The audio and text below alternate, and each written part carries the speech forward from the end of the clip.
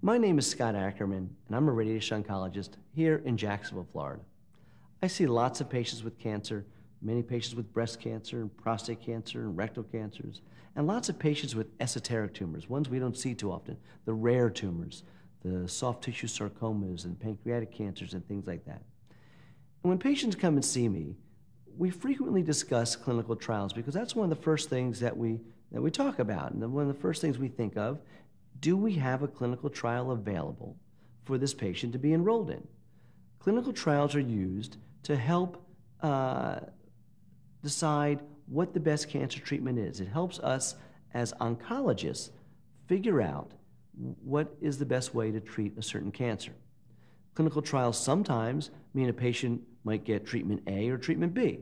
Sometimes it means they're going to get the drug or not the drug.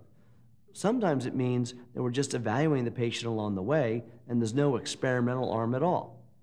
But it's important to have a discussion with your doctor. It's important to have a discussion with your oncologist about clinical trials.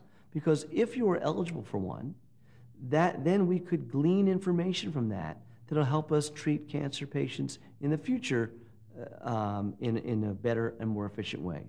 And sometimes clinical trials have available to them certain kinds of treatments, certain kinds of radiation treatments or chemotherapy drugs that may be good for your cancer that aren't necessarily available to the general public.